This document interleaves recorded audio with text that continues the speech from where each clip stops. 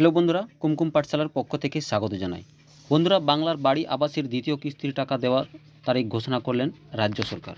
ভিডিওটি শেষ পর্যন্ত সঙ্গে থাকুন।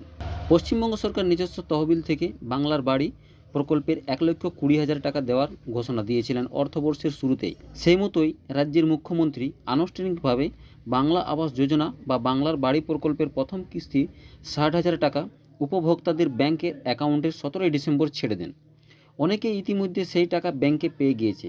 এখন একটা বড় প্রশ্ন হলো, দ্বিতীয় কিস্তির টাকা অর্থাৎ ফের 60,000 টাকা উপভোক্তাদের ব্যাংক অ্যাকাউন্টে কত তারিখে ঢুকবে? ইতিমধ্যে রাজ্যের মুখ্যমন্ত্রী তারিখ ঘোষণা করে দিলেন গত বৃহস্পতিবার নবান্ন থেকে। দীর্ঘদিনের রাজ্য ও কেন্দ্র সরকারি টানাপোড়েনের কারণে 2022 সালের অনুমোদিত হওয়া প্রধানমন্ত্রী আবাস যোজনা প্রকল্পের বাড়ি বানানোর 1,20,000 টাকা পশ্চিমবঙ্গের বাসিন্দারা পায়নি। তবে রাজ্য সরকার ঘোষণা দিয়েছিলেন, যদি কেন্দ্র সরকার টাকা না দেয় সেক্ষেত্রে রাজ্য সরকার নিজস্ব তহবিল থেকে বাংলার গরিব মানুষের মাথার উপর ছাদ তৈরি করে দেবেন রাজ্য সরকার। সেই মতো কাজ শুরু করা হয় গত 2 মাস আগে। 2022 সালের 11 লক্ষ অনুমোদিত নাম ও ঘূর্ণিঝড় দুর্যোগে বাড়ি ভেঙে যাওয়া 1 লক্ষ নাম সমেত PWL নামের মোট 33 লক্ষ উপভোক্তার বাড়ি বাড়ি গিয়ে যাচাই কাজ চালানো হয়। এর মধ্যে 28 লক্ষ উপভোক্তা বাড়ি পাওয়ার জন্য যোগ্য বলে বিবেচিত হয়েছে। প্রথম ধাপে 12 লক্ষ উপভোক্তাকে টাকা দেওয়া হচ্ছে এবং পরের ধাপে 16 লক্ষ উপভোক্তা টাকা পাবেন।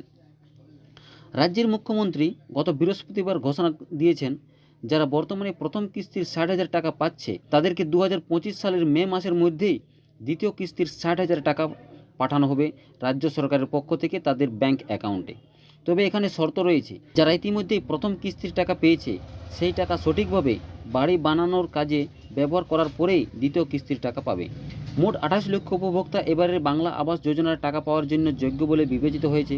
প্রথম ধাপে 17 ডিসেম্বর থেকে 12 লক্ষ উপভোক্তাকে টাকা দেওয়া হচ্ছে। পরের ধাপে 2025 সালের মে মাসের মধ্যে ফের 4 লক্ষ উপভোক্তার প্রথম কিস্তির 60,000 টাকা দেওয়া হবে এবং পরবর্তীতে চলতি বছরের ডিসেম্বর মাসে বাকি 4 লক্ষ উপভোক্তাকে বাংলা আবাস যোজনার টাকা দেবে। সর্বমোট পরের ধাপে 16 লক্ষ উপভোক্তা টাকা পাওয়ার জন্য অপেক্ষারত রয়েছে। রাজ্যের মুখ্যমন্ত্রী গত বৃহস্পতিবার জানিয়েছেন, বাকি 16 লক্ষ উপভোক্তাকে টাকা দেওয়ার আগে ফের যাচাই পর্ব চালানো হবে।